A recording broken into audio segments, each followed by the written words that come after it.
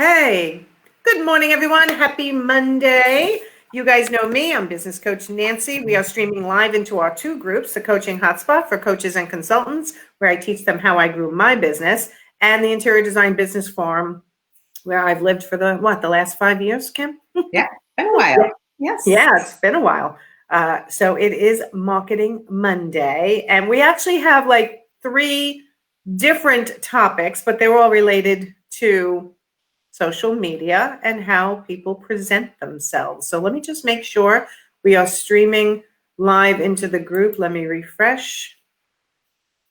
If you are with us, please say hi, and I'm going to put a link in the comments that if you have not registered yourself with Be Live, you can do that for free, no obligation, but this way when you say hi to us, I can actually see your name in my dashboard here on Be Live. So welcome, Kim, my marketing strategist. Okay, we have a lot of topics today. Number 1, you got an email said Facebook's changing something. Right, yes. Facebook is now doing what's called a new pages experience. And so not everybody has this. I don't have it yet, so I'm counting on this influencer that I follow and her knowledge of this. And then there is a link that explains more on Facebook page itself about it. But as we all know, people can like and follow our business page. Well, what they can do also is they can like your page and then unfollow it. So then they're not seeing your posts. So what Facebook is doing now is trying to make it a little bit simpler, but it's just going to be a matter of us retraining our brain and rethinking that they are taking away the option for page likes. They're not taking away the option for people to like your comments or your posts or anything like that. But right now, if you go to a business page, you have the option to like it and follow it. What they're going to be taking away with this new page experience is you will not have the option for people to like your page, but they can follow it. So now they have the option to like and follow. Correct. And if you just like it, you don't necessarily see what I post on my business page. But if you like Right. and follow, then you'll be seeing what I post. Correct. Or like for me, I have more people that follow my page but don't necessarily like it. And the reason for that is if they are another marketing agency and it shows that they like my page, then my page might show up on their feed of pages that they like. And so some people will just follow your page and not like it also. So, but what my understanding is, you know how when we switched over to this recent change when we could go back and forth between the old and the new on our personal profiles. Yeah. It sounds like this is what they're going to be doing for the pages also. You'll be able to flip back and forth between the old and the new for a while. See, I'm looking at mine to see. So I have 3,800 people like it and 4,200 people follow it. Right. So what's going away? The like is going away and the follow is going away. Yep, the like is going away. So what happens to the people who currently like my page and don't follow it? They're just going to disappear? They could, or you could put an announcement on your page saying that you're using the new page experience. And if you previously liked my page, would you please follow it now so that you can stay up to date? You could target, if you have a large following, you could do a Facebook ad directed at your page like people that like your page with that post, you know, just a $10, $20 ad to post, targeting them and saying, would you please follow me because you will no longer see my content once I switch over to this new page experience. New page experience. Okay, I haven't gotten notified yet. I'm just looking at. Yes, and a lot of notifications, but I don't have that yet. Right. So, and some of the highlights that they mentioned, like if someone likes and follows your classic page, so that's the page we have now, they will continue to be a follower for the new page and be added to your total follower count. But if someone likes your classic page but does not follow you, that does not transfer to your new page. If someone follows your classic page but does not choose to like it, they will transfer over. So you kind of, if you're really interested, let me know. I can send you the reference. Or once I get back home on my computer, I can put a link in the comments. she does a really nice job explaining it. And then Facebook has a reference. But I just wanted people to be aware that once again, we're having another change. And while it's going to be might be a little bit confusing to begin with, I think it'll be better in the long run because it is kind of confusing to know why do you have likes and followers? And they're just trying to make it a little bit simpler process. Yeah, totally makes sense to me. I think it's a good move. Okay, topic number 2 was shifting your social media plan when stuff happens in the world. This is a great topic, right? So Yeah. The other day when people were searching the Capitol, I was on the in the dental chair, getting a blow by blow because I wear this earpiece so I can hear if someone's messaging me without it, disturbing me through my phone. So without it disturbing others, I should say. And my sister were messaging back and forth, giving me kind of like the blow. Not they didn't know I was listening, but in the dental chair, I'm hearing what's happening blow by blow in Washington, D.C. And when I got out, you had messaged me with, what do you want to do? What do I want to keep posting on my social media? And I said, no, let's shut it down for now, not post anything new. That's what I decided to do with my social media. What did you find with your other clients?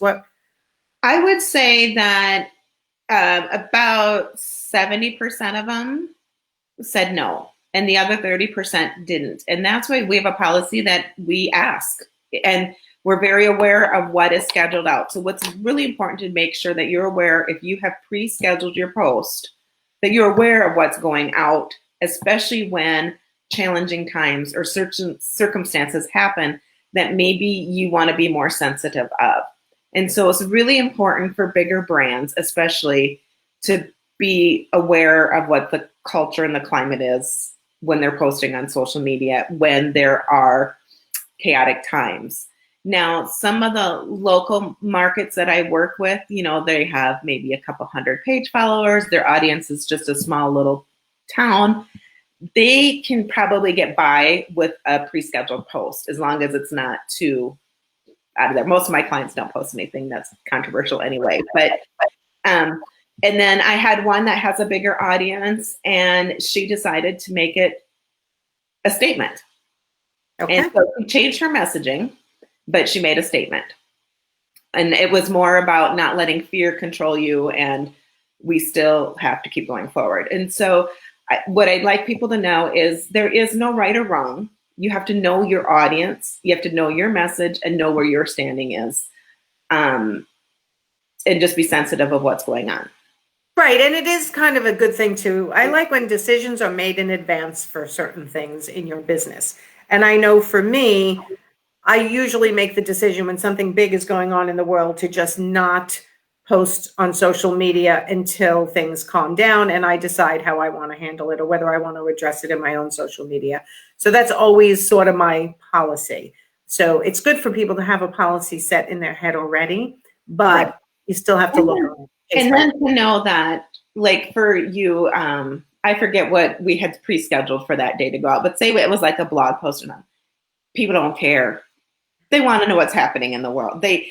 Your posts are not going to come up, they're probably aren't going to be paid attention to, one. And if you have something like, a couple of my clients, we use a lot of humor and we have a lot of clean, fun jokes.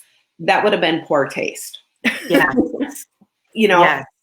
Or asking someone, what's your favorite book to read during that day? They don't care. And so just being really sensitive and thinking about how the consumer feels is what how your audience that you're trying to attract is going to be perceptive of it. Even if you may think it's okay, how is your audience that you're trying to attract?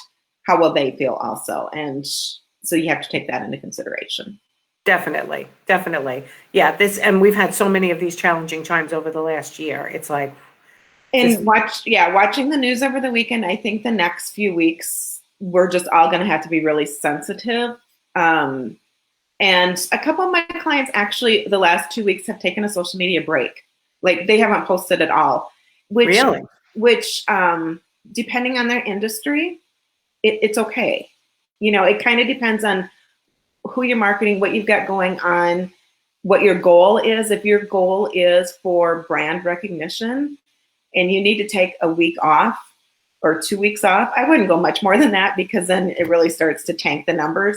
But if you're posting 2 or 3 times a week and you take a week or 2 off just to catch your breath, get refocused, but then get back on the train. Don't stop completely, or else you're going to be restarting a lot of your stuff again. Right, and then that makes your pipeline go up and down, especially if you're getting business from that, which is not great. And I always recommend, if you need to take a slight break, if you're used to posting 3 times a week, then at least try to post once or twice. You can shift it. It's not, social media is not, this is the way we do it. And it's just full. I know, and nobody's trying you. No one's saying, oh my God, she didn't post today. I wonder what's going on. Like, no, for the most part, nobody's following you that closely. Right. But your audience does like to see you. So if you can show up, and even if it's just an encourager, like say that we have some more challenges in the next couple weeks. If, like, for you, even if you showed up, because you're really good about showing up live and just saying, you know what, I'm here. I understand it's tough to focus on your business, but that is something we can control. That is something we can still do, is show up and do our business well. Even when politics and the government, everything is going crazy, we are still responsible. How can we still show up and serve our audience is kind of how we should be thinking of our... Always. Yes. Always, right? How can you serve your audience? How can you serve the people who rely on you? Can you shift to positive messaging, motivational stuff, even if it's not your core business like it is for me? It's still, people like to feel and see encouraging things when so much crap is going on in the world. So always think, how can I continue to be a leader in my field and present that way? And that will attract a lot of people to you. Yep, and it'll make you stand out in a sea of a lot of people. Yeah, and a lot of negativity, right? So if you're the positive person, that will definitely stand out. Definitely. Okay, and topic number 3, customer service through your social media matters. It does, and I totally get that, but I want to hear your story. Yeah, so I have a planner that I've ordered the last few years, and I've tried other planners, and I keep going back to this one, and it's an investment. It's, $40, $50 a year for this planner, but I absolutely love it. They've had supreme customer service this whole time. Well, they have a new one for a daily planner in addition to the weekly one that I'm used to, and I didn't want to wait for 2 weeks to get it. I figured out how to do it on my iPad and my desktop if I used a digital planner. So I ordered the digital planner, and it said, go ahead and click here. And I clicked there to get it, and it spinned, and it spinned, and it spinned, and it went through my PayPal and everything, but I could not get that digital planner. There's a glitch. So I emailed them and just said, hey, can you help me? Well, I got an email back and said their customer service is swamped, and I could expect a response in 5 to 7 days. Not cool. I ordered something digital for a purpose. So then I'm thinking, okay, let's go to their Facebook page. I went to their Facebook page. So many unhappy customers because they're waiting and waiting for the planners and stuff like that. And I thought, boy, this is really weird. I'm reading all these comments and they're not responding back to these people that are angry. So then I read down in the feed a little bit, and like at the end of December, they said, we are not answering any more comments due to not having enough staff. Wow. So right there is a big red flag. Hire somebody for $20 an hour and have customer service, because what that told us right there is that you didn't care. So then I thought, well, I'm going to message them through Facebook because I really wanted my digital planner. And I didn't think I should have to wait a week because I paid for a digital plan. So I messaged them through the inbox, and I got back and it said, we do not monitor our Facebook inbox. Period. End of story. Not even like we'll get back to you on Monday. No. So I mean, we do have that once in a while. We'll get a glitch in a download that someone tries to download, and over the weekend they'll message, right. I can't get it. I can't find it. And we say, we'll answer you first thing Monday morning if I have no staff working over the weekend. But I'm with you. It's like, if I ordered something, I kind of want it. Well, and then their inbox just said, we do not monitor this inbox. And I thought for a professional company that is well known, that was poor customer service. That is. It just says, we do not monitor this inbox. Please email us at. This goes right to hiring before you think you need somebody, or right in the cuff, right? Because when you get to this point, now you have unhappy clients. They're going to look for a different planner. They're not going to come back because you just were too cheap to hire someone in order to handle these issues when they come up. Right, because even on the Facebook page, if someone would respond and say, we are so sorry due to COVID, due to the shipping, whatever reason it is. I mean, I'm sure they have a valid reason that it's taking longer. And they say that right on their website. But first thing is listen to your customer. Like, let your customer be heard. So that was my social media marketing advice. Let your customer be heard. Good advice. Okay, this is actually Heather, Heather, if you click the Be Live comment issue and fill that out, I'll be able to see your name when I do this. But in the meantime, it says, I know a designer that just deleted her business page. Many have left Facebook, and group owners are saying, get on my email list and I'm going to build a community on my website. Yeah, there are definitely, there's been for years, Heather. I mean, ever since I've been in the coaching world, there are coaches that have taught, don't rely on Facebook or Instagram. You should be growing your email list, which we do both. We do both. Because if Facebook were to go away tomorrow, or Instagram, same company, what would happen to you? So definitely, as much as you can grow your email list, the better. Which is why having a group is so great, because when someone comes into the group, I get their email address, and that helps grow the list and helps me keep everybody informed. But on this topic, it is hard to keep up with Instagram DMs, Facebook private messages. I mean, I'm everywhere, Pinterest. But you have to, if you're going to have it, you've got to do it at least decently well. Otherwise, don't have it.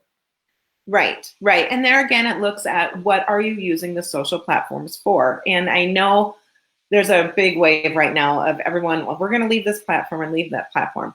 Okay, take a step back and ask yourself, what are you using those platforms for? Right. If it's to market your business, it's a tool. So social media is not going to save your business. It's not.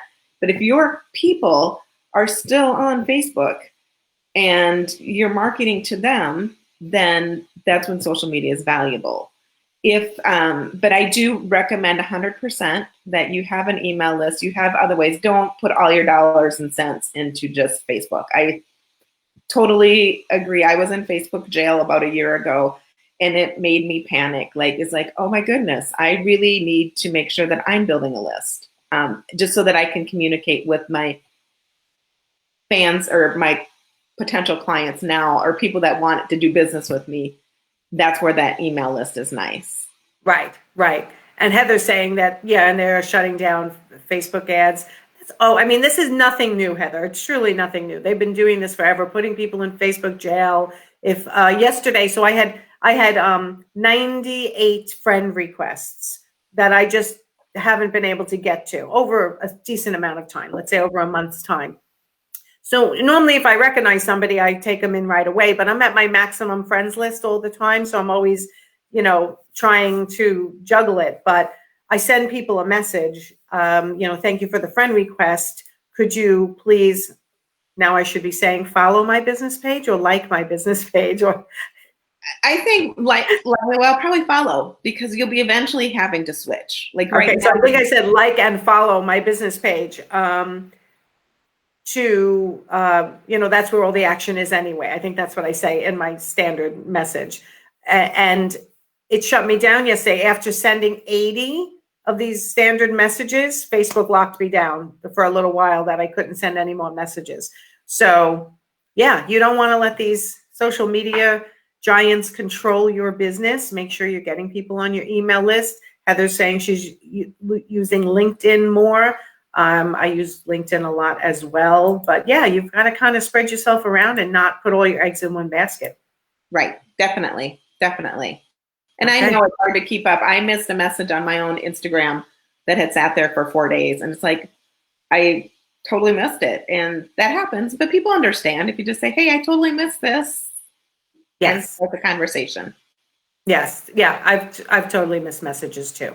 It happens, but I do my best to keep up like you do. So, all right, everyone, this was Marketing Monday. So there was 3 topics today. So go back and listen if you've come on late, but we talked about Facebook is changing the business Facebook page again. The likes and follows are becoming just one in the future, called the Facebook page experience. Is that what they're That's what calling it's it? called. Yes. Okay. And it's not rolled out to everyone yet, but look for it. It's people can like and follow your business page. They're going to switch it where they can just follow. Correct. And there will be no more like. So topic number 2 was shifting your social media platform plan when stuff happens in the world, like what happened at the Capitol this week. Make sure you make a decision in advance if something happens in the world or in the United States or wherever you are, what you plan on doing. Sort of have a loose plan. Do you stop posting? Do you shift your posting? Just make sure you're always aware of what you've scheduled so that you don't look silly when stuff's happening in the world and you're still posting stuff that could upset people. Right. Right. Okay. And number 3 was your customer service through your social media matters. So if people are messaging you, trying to get advice, trying to get help, don't ignore them. Right. Don't ignore them. So, all right, everyone, go have a great Monday. And I will see you tomorrow for, I think it's Money Talk Tuesday tomorrow. It is. All right. All right. I'll talk to you guys soon. Bye, everyone. Thanks, Kim.